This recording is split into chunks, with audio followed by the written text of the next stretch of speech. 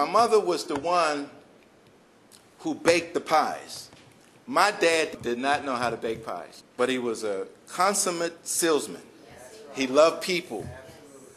Mom, on the other hand, didn't like the public. She was always behind the scene. She was a quiet spirit. In the 80s, we opened stores in Jack's Brewery, Canal Place, Riverwalk. Omar the Pie Man was known throughout the city. He became a local icon in this community because he was dedicated and he crossed many social, racial, and economic barriers. I would say Omar, before he became the street vendor, was just a strongly, deeply spiritual, committed human being and committed to building and improving his community. So walking the street with a basket of pies was just one way of being with people, relating to people, selling a product in a way that lets everybody to whom he spoke know that this is business. So you've got a big, huge smile, you've got a proper greeting, you've got an effort to put you at ease, and then you have a pie. I mean, the combination was just too much for most of us to stand. So if you had any pockets or a purse, you go immediately in your pocket and you say, okay, how much? He had all these little expressions, right? Time to eat something sweet. As you look at the vendors that started out in the early days, they had chants, and they chanted a lot on the street. Dad had these little words of wisdom. I used to be embarrassed when my dad was walking on the street in the earlier days because I didn't understand.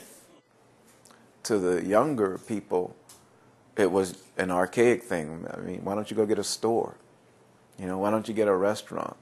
Why don't you go somewhere else? Why do you want to walk the street selling a pie? Because that's the way it was. And that's the way those businesses were created when you did not have an extreme amount of capital to invest in a store or a restaurant. You did it the old-fashioned way. My dad ran this business for 20 years. And when I got involved, I really was hesitant. I said, Mom, come on, I'm 13, I'm trying to be cool and hip and, all that other stuff. And I say, first you give me a name like Omar Ibn Aziz. The kids already tease me. Now you want me to bake pies? I'm not doing that. That's for girls. Time to do that. And just as I said that, my dad walked up. And I looked back at him and I looked into his eyes. And I knew I needed to change my ways. So I looked at him and I looked back at Mom and I said, what it is you need me to do?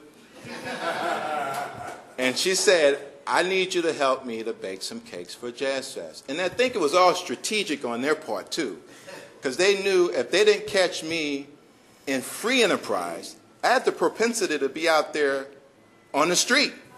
We had the capacity in that home-based business to do 2,000 pies a day, which was a large number for me back then, right? So I got back there in that test kitchen, and Dad said, Omar said, we'll give you $1 for each one you make. And boy, my brain started clicking.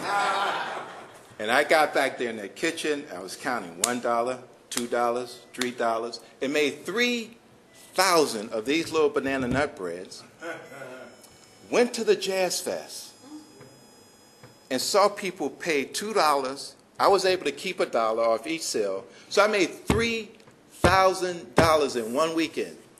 I said, call me the junior version of Omar the Pie Man. And I hadn't looked back since.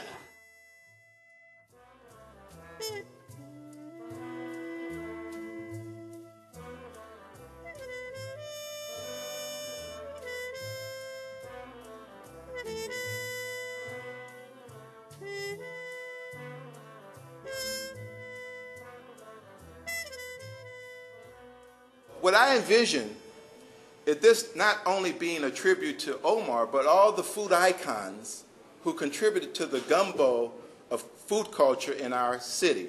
The Italians, the Germans, the African, the French, the Spanish.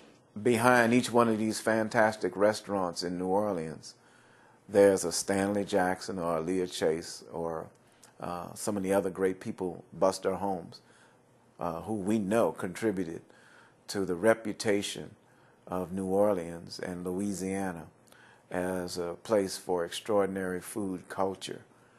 So we want to be able to honor that and have these people be known forever as people who've contributed to the growth, development, and vitality of the New Orleans and Louisiana culture.